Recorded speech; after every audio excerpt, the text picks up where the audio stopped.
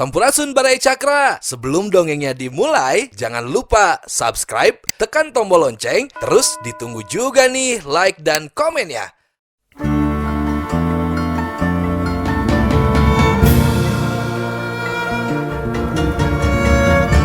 Baraya Cakra, parantos waktosna 80,5 FM Radio Cakra, midangkeun dongeng Sunda Dora-Dori.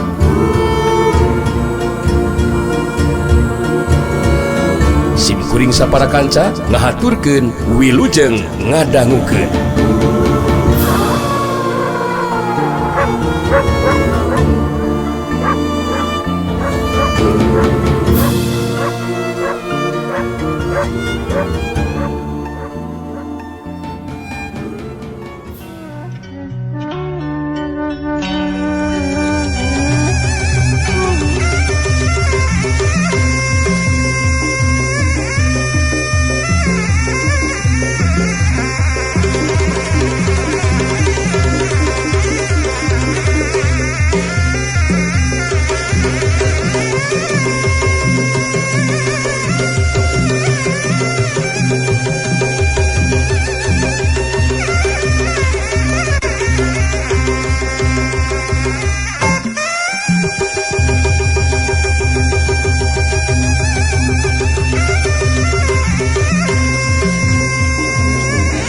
Jorelat sambada si Baliung ampuh maju narajang dituturkeun ku jorelatna jirim daeng silaba si badik sakti anu milu marangan kana panarajang baturna.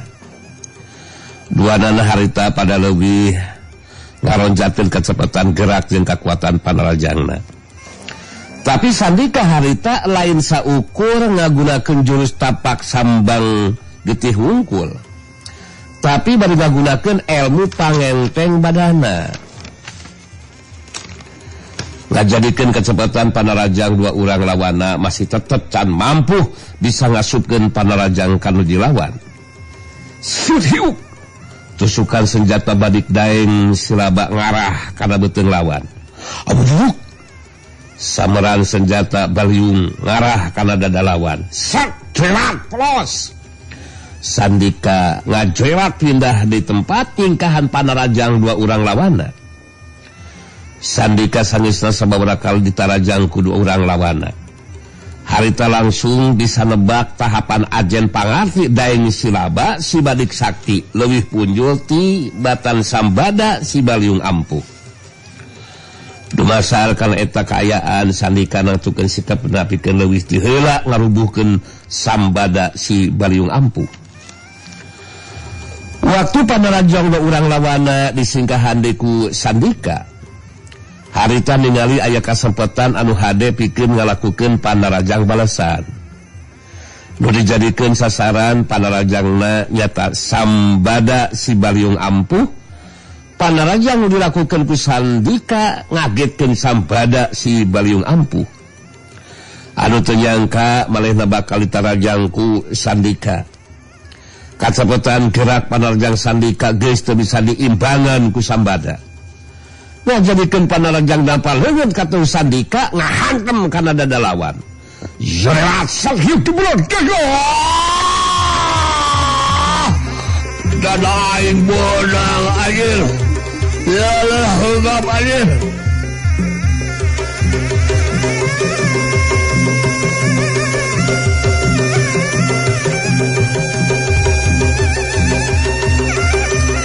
Sambada si Baliung ampuh ngagero nahan ka nyeri bari ngacengkang ngoleam ka tukang geus teu bisa ngajaga deui kasaimbangan badanna. Jengkang koleam gedebut sambada rubuh maring lemah. Daeng silaba si badik sakti kageeteun sabab lumangsungna kajadian kawilang cepet nakaran. Manehna geus teu sempat ngalakukeun tindakan naon-naon. Waktu sambada si Baliung ampuh dirubuhkeun ku anu dilawan. Daeng silaba si badik sakti beuki tambah panasaran. Harita sagade diri pikeun neruskeun tarungna ngagunakeun curus anu leuwih ampuh. Daeng silaba kudu ngaku dina jero hatena panarajang sandika kawilang ampuh sakali ngasupkeun Panarajang nu jadi lawan geus teu mampu neruskeun di tarungna. Harita Sugarba anu geus bisa ngoleal hudang terus nyuk bari terus musirkeun perhatianna kalebah lumangsungna tarung. Detia kalamurka anu terus-terusan nalajang kayu manganti.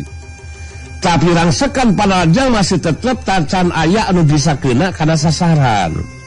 Sabab kecepatan gerak ayu manganti tetap lebih unggul.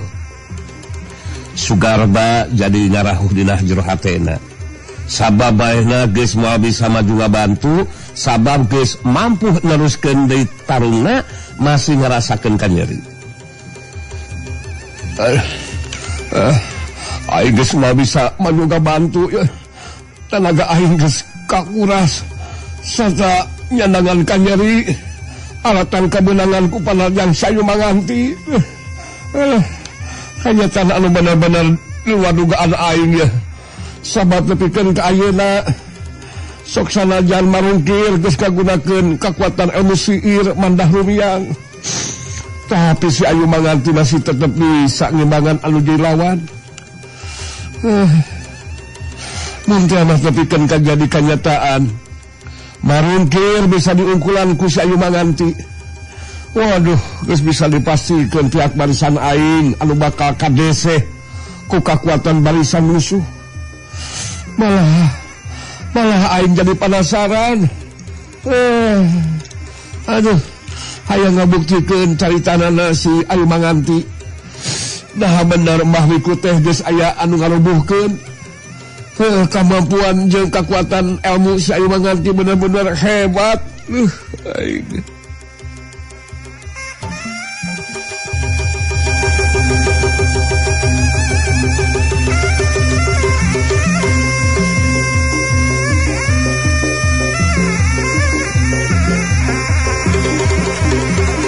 Sugarba geus kabayangkeun mun tepikeun ka marungkir bisa diungkulan ku ayu manganti. Saterusna caritan ayu manganti ngeunaan Mbah Buyut piku sarenggi dina kaayaan rubuh sarta kapaehan. Mangka bisa dipastikeun barisan Darmayuda bakal aya dina kaunggulan. Barisan Wilem Kintamani Dijaya bakal pubar katawuran. Sedangkan ayu manganti ngahaja nguras tanaga lawan. Harita can bakal ngalakukeun Panarajang balesan. Sanggeusna sababaraha kali Panarajangna masih tacan aya anu bisa kena kana sasaran. Harita kacepatan gerak jeung kekuatan Panarajang lawan mimiti ngurangan. Ningali kana eta kaayaan kakarek ayu manganti ngalakukeun Panarajangna. 2 kali senjata popongkona ngahantem kana anggota badan lawan. Sak syuk jebrot gas. Syuk gas. Detia kalamurka anu kabenangan ku Panarajang senjata popongkona ayu manganti bangun anu teu ngarasakeun kanyeri. Harita Detia kalamurka ngan saukur ngadalibdeug menurut sababaraha lengkah ka tukang. Panarajang ayu manganti tacan mampu ngarubuhkeun anu dilawan. Detia kalamurka gancang mancuhkeun deui tangtunganana. Mencrong ka ayu manganti bertus nyarita.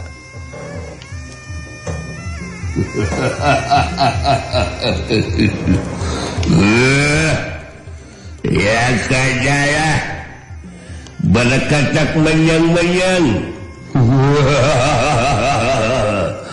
Panarajang balih pangaluhan neon-neon kel kaulama ayu manganti. Kekuatan Panarajang waleh kurang hebat euy. Rek kumaha bisa ngarubuhkeun kalua kaula. Lamun Panarajangan saukur kawas kitu ngatut mah ayu manganti.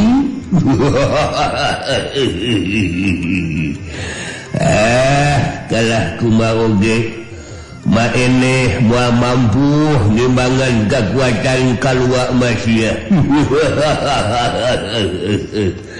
Kalakah jadi kawalahan terus nabayakeun tanagu maneh ti ayu manganti.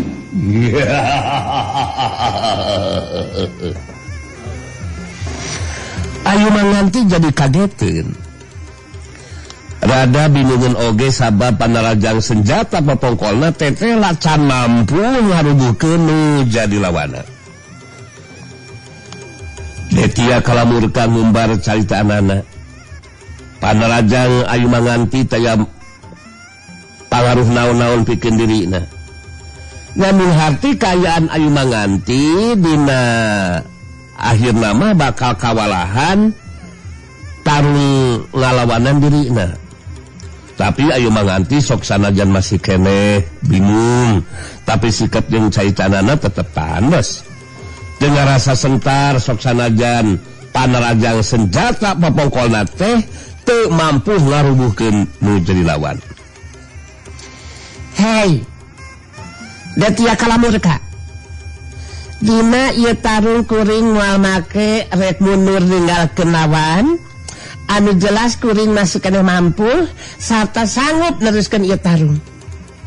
Mun teu mah dina pungkasan ieu tarung kuring kudu tepikeun ka ajalin pati. Taya bayana keur kuring mah detia kalamurka.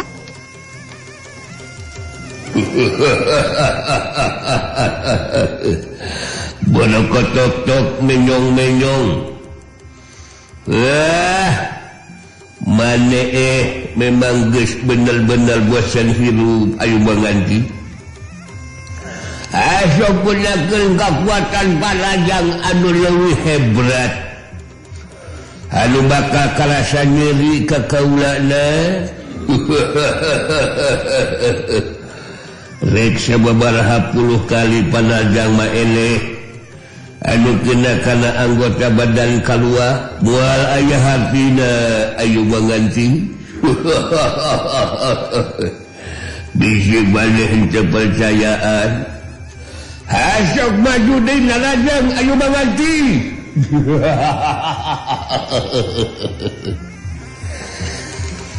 Bari dina kayaan masih keneh bingung. Dina neruskeun tarungna harita ayu manganti saya gade diri pikeun neruskeun tarungna bari ngageuntos dina jur hatena. Senjata papongkol digunakan ku aing teh. Padahal geus diisi ku kakuatan amarawing. Tapi geus sababaraha kali keuna kan anggota badan lawan. Teteh taya pangaruh naon-naon keur si detia kalamurka mah. Jadi bingung oge kumaha cara ngukulan kekuatan anaknya. Mun kayaan tuh seperti kieu matang tuh bakal leusuh dakeun tanaga.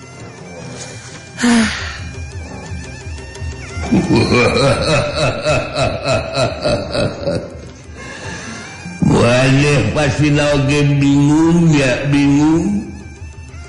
Waleh bingung aya manganti.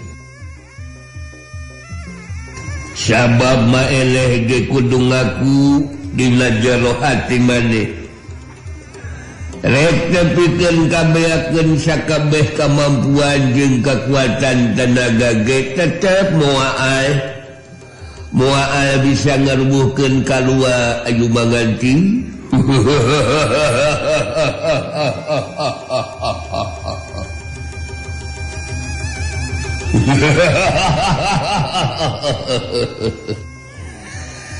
Dina kayaan ayu manganti keur bingung. Harita ngadadak ayu manganti jadi ngadenge sora sirawing. Engge kudu make jeung bingung sadarupa ayu. Apanan pikeun ngungkulan kakuatan nu dilawan memang aya titik kalemahanana ayu. Anu ngacak sasaran panarajang ayu kudu bisa kena kana titik kelemahanana. Abanan panarajang papongkol teh kudu kena kana arah sirah bagian tengah alias embun-embunana ayu. Ku cara kitu mangka kekuatan ilmu sihir marungkir bakal bisa diungkulan ayu. Kiri manuji lawan bakal balik deui ka asal. Apanan tak kudu laksanakeun mah ayu. Geus dibejan kitu mah ku sirawing. Harita ayu manganti jadi tenang deui hatena. Kari neangan kasempatan anu hade pikeun nibankeun panarajangna kana titik kelemahan nu jadi lawan. Detia kalamurka ngumbar di caritaanana. Manehna boga kayakinan bakal mampu ngabinasakeun nu jadi lawan. Sabab geus jelas panarajang senjata pepongko lawan taya pangaruh naon-naon pikeun manehna.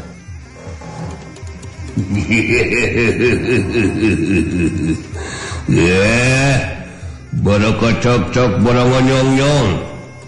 Ya kayalah waleh kalah kumaha ge moal mampu ngimbangan kekuatan kalua maayu manganti. Kumaneh ka Bandungan. Panarajang sababaraha kalie benang kana anggota badan kalua tapi daya pengaruh neon-neon. Maeneh moal bisa menang ayu manganti.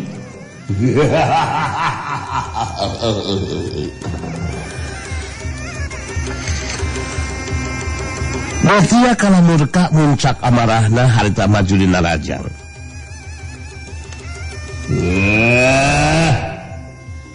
Waleh langkang si ayu manganti. Rasakeun sia.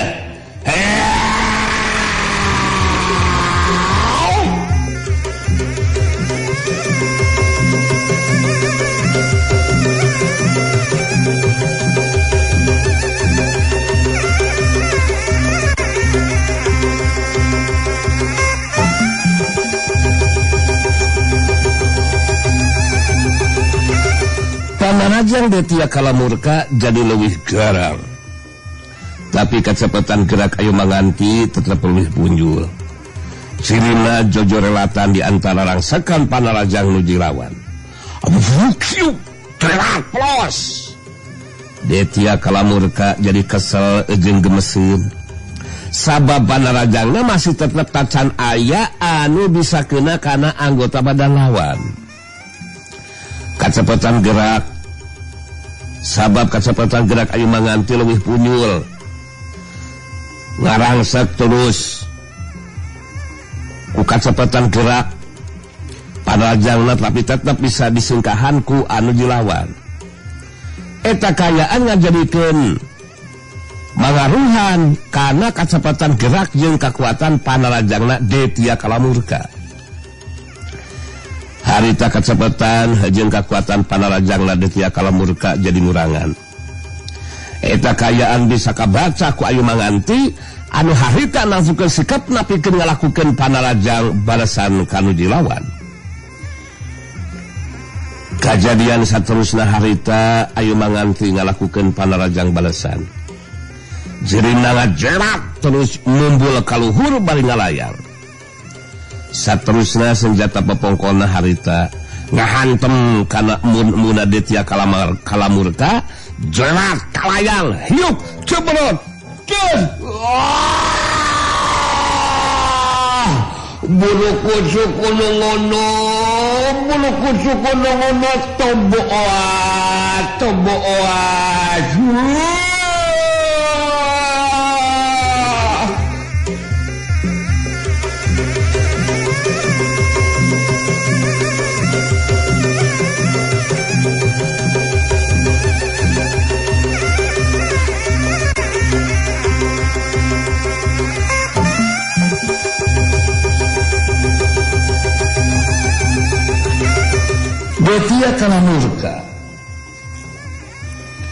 Detia kalamurka ngagero panjang saterusna ngajul ka rubuh sarta jirina balik ka asal jadi marungkir. Ayu manganti ngalayang terus napak kana lemah sarta mancukeun tangtunganana. Sugarba nu Bandungan kana eta kajadian molohok bengong mata simeuteun. Naon anu disalempangkeun ku deurina tetela jadi kanyataan. Manehna jeung marungkir bisa diungkulan ajem pangartina ku ayu manganti. Tapi kekuatan daya tahan badan marungkir, kawilang hebat harita masih kena bisa ngonel hudang terus cengkat nantung balik sumengir ngarasakeun kageri sugar bagancang nyamperkeun ka tempat pamarungkir sangeusna deukeut terus nyarita kanyata anu bener-bener dewa dugaan imah marungkir urang duaan telah teu mampu ngabinsasakeun si Ayu Manganti kalau ka urang nu dileubuhkeun ku manehna geuningan nu dibayangkan ku garba mah jadi kanyataan ieu mah kekuatan barisan musuh teu bakal aya dina kaunggulan ieu mah pamikeun aing geus sarua garba aing geus kumaha deui da punggukeun kieu kanyataanna garba aing ditengarti kunaon si Ayu Manganti jadi boga kekuatan ilmu anu hebat jerat sulung sebagian Ayu Manganti datang ke tempat Sugarba jeung marungkir ngabagikeun paneuteut kadua urang lawan anu geus dirubuhkeun ku dirina terus nyarita Sugarba marungkir andika duaan Nabi Hade ayeuna ngabuktikeun caritaan kuring tadi tingali kayan Mbah Buyut Piku Sarenggi pamimpin barisan anu jadi andalan andika duaan kumaha kaayanana dina waktu ayeuna anu mata kekuatan barisan minumkeun tamalidik saya gancang ditarik mundur sabab mun tetep dipaksakeun neruskeun tarung campuh tawuran bakal lebih loba menjadi korban ti pihak andika sok buktikeun ka itu Ayu Manganti harita nita Sugarba jeung marungkir ngabuktikeun ningali kaayaan Mbah Buyut Piku Sarenggi anu geus rubuh dina kaayaan kapaehan sarta nyandangan tatu di jero anu parna anu matak barisan dalam kintaman hidup jaya kudu gancang ditarik mundur sabab anu jadi pamimpina geus rubuh mangsa tarung ayunan Jaka Sinangling jeung Saraswati kajurung kurasa panasaran harita duanana terus ini tek ningali kaayaan Mbah Buyut Piku Sarenggi sedengkeun Ayu Manganti leureun heula sakedeung tarung ayunan detia kalamurka jelmaan marungkir meh nguras tanagana Ayu Manganti nusurkeun perhatianana kana tarung campuh tawuran anu kelumangsun katingali ku Ayu Manganti harita Sandika masih tarung ngayonan daing silaba si Badik Sakti sanajan Sandika lemor tu ngagunakeun tanaga tapi kangaranan ngagunakeun jurus tapak sambang getih sanajan daing silaba ngagunakeun senjata badikna tapi kayaan anu dilawan mimiti kateseh ku anu jadi lawan geus dua kali kabenangan ku tajongan anu jadi lawan harita daing silaba si Badik Sakti bari ngatureng hapanapasna pikeun anu sakitu kalina ngawangun deui pasangan pikeun neruskeun tarungna Sandika netep antep kanuju lawan bari nyarita masih tetep rek neruskeun tarung yang silaba kamu rek neruskeun tarung atau kumaha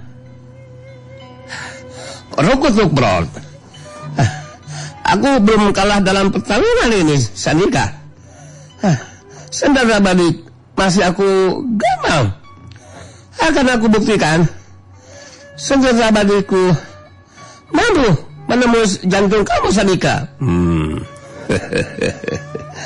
ade atuh mun kitu mah deng silaba urang buktikeun kemampuan saha anu lebih unggul dina ieu tarung persetan terima seranganku iya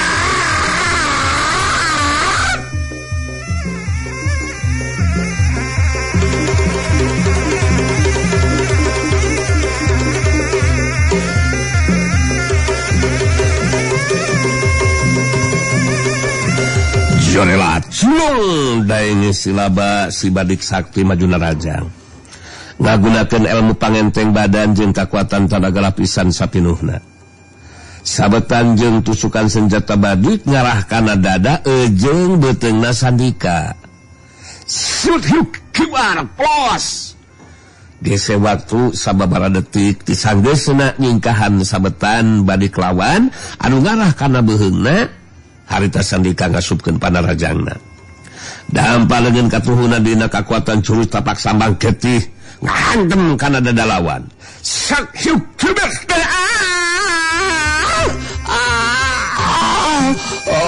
bener bah, aku kena. Daun silaba si badik saktinya geronahan kanyeri, baringa jengkang leab ka tukang geus teu bisa ngajaga deui kasaimbangan badana. Jengkang koleab kedebut, daun silaba si badik sakti terus rubuh maring lemah. Masih kene untung Sandika teu ngagunakeun kakuatan panarajang sapinuhna. Kituna teh sabab teu boga karep hayang ngabinasakeun nu jeung lawan. Mun sagagunakeun panarajang jurus tapak sabang getih dina kakuatan sapinuhna bisa dipastikeun nu jadi lawan bakal acal sapisan. Dina kayaan sakujur badana rambas ku getih. Harita Sandika mancukeun tangtunganana bari ngatureng hapanana. Terus merhatikeun ka tempat tarungna Rasanti. Rada tenang hatina Sandika. Sabab kayaan Rasanti aya di pihak anu menang angin. Malah geus bisa katebak salah Sinceniang si pedang langit geus mimiti kadeseh ku panarajang Balasanti Rasanti. Di dangayonan dua urang lawanan nyata Sinceniang si pedang langit jeung Rojali si golok bayangan. Harita Rasanti boga pamituran pikeun geus teu heula ngarubukeun Sinceniang. Sabab geus boga pangalaman dina waktu anu katukang, waktu ngungkulan ajen pangartina. Waktu Rasanti geus ngabandungna ki sabetan bedog Rojali anu ngarah kana dadana. Dina kayaan Rojali keur ngajarig jeung katukang. Balukar bantrokan senjata harita datang sabetan pedang Sinceniang anu ngarah kana cangkengna. Rasanti narik badana ka tukang saeutik saterusna loncat ka beulah katuhun badan lawan bari nyapotkeun pedangna kana puhu leungeun katuh lawan. Rikat Sinceniang ngakirikeun badana bari nakis pedang lawan. Sakyuk terang Sinceniang jadi kapancing ku panarajang pancingan Rasanti. Sabab meh bareng jeung bantrokan dua pedang, harita dampal leungeun kenca Rasanti dina jurus tapak darah suci geus teu sempat disingkahan ngahantem kana dada lawan. Sok syukubetes. Hanya oi kena oi lubuh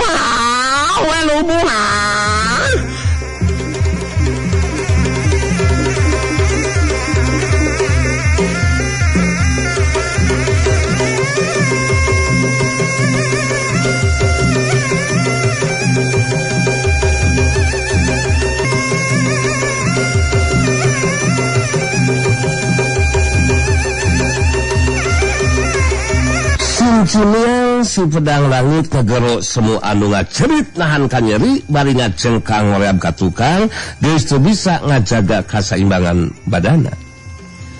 Jengkang koreab kebut Sinceniang si pedang langit rubuh maring lemah. Rojali si golok bayangan puguh kageteun sabab kacepetan gerak panarajang Rasanti di luar dugaan manehna. Ngajadikeun Rojali geus henteu sempat ngalakukeun tindakan ka Rasanti. Bari ngabangun pasangan harita Rojali si golok bayangan neuteub seukeut ka Rasanti bari terus nyarita. Bojog urang. Buset cah. Apa yang udah lakuin deh? Emang bikin gue kaget lo Rasanti. Tapi lo jangan bersenang hati dulu. Sekalipun lo udah rubuhin Sinceniang, malah bikin gue jadi penasaran buat terusin tarung nih. Lo bisa aja lo Salahku jago kapat santuan film. Andika memang kudu sanggup pikeun neruskeun ieu tarung Rojali. Manu dong ama julukan si Golok Bayangan? Pejajaran loh. Gue paranin baru nyaho lo Rasanti. Oh, kemana aja lo?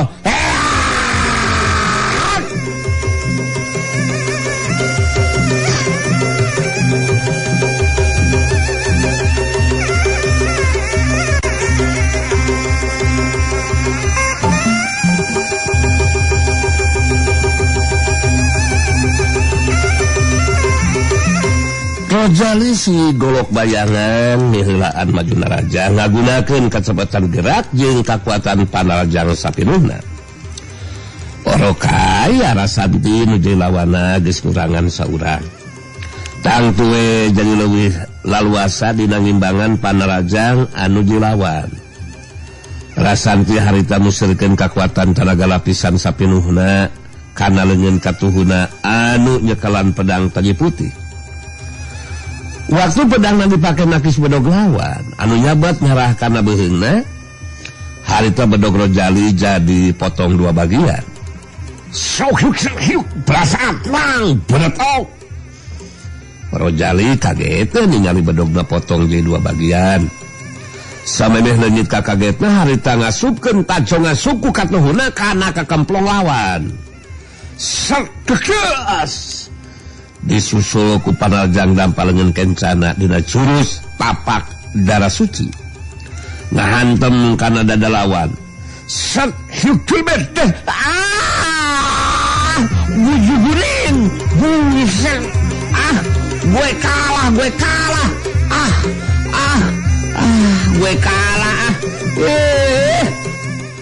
Rojali si Golok Bayangan ngageronahan ka nyeri bari ngacengkang reab ka tukang geus teu mampu ngajaga di kasaimbangan badana.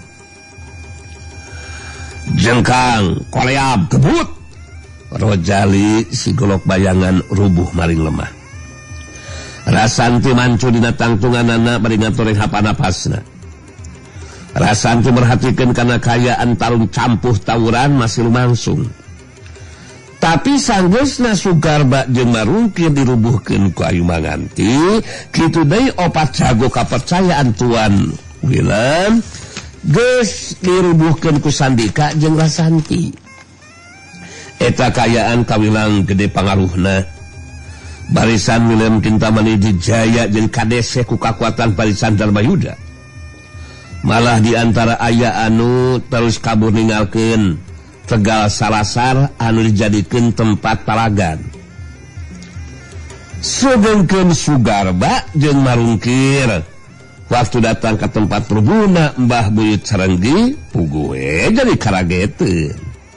Sabab sakumaha anu dicaritakeun ku Ayu Manganti teh memang bener lain jigieunnan.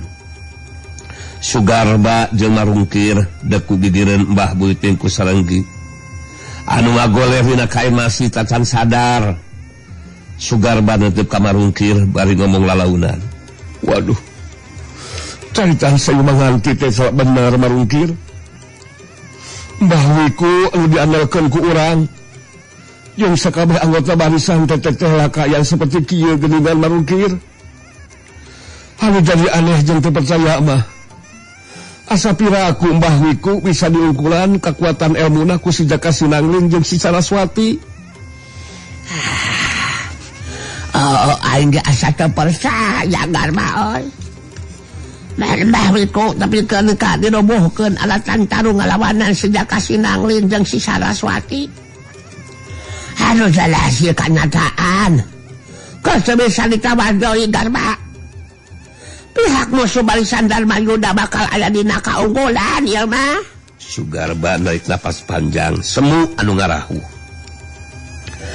Ningali kana kanyataan Mbah Buyut ku Sarenggi anu saperti kitu. Geus bisa dipastikeun mun tarung campuh tawuran terus lumangsung mangka barisan Darmayuda geus tangtu bakal aya dina kaunggulan. Benar Marungkir. Kekuatan barisan musuh urang anu bakal unggul. Bakal unggul mun kaya kieu mah. Macam kaki kejadian anak jauh di tempat berhubung Mbah Buti ku Sarenggi harita Saraswati anu panggelana sadar model hudang lalaunan bari merhatikeun kalebah Sugarba jeung marungkir anu keur dareku di gigireun Mbah Buyut ku Sarenggi anu ngagoler. Saraswati terus ngararet ka lebah Jaka Sinangling anu harita ngulisik pulih kasadaranana. Saraswati dina lengkah anu jumari jeug datang nyampeurkeun ka tempat Jaka Sinangling sangeusna deukeut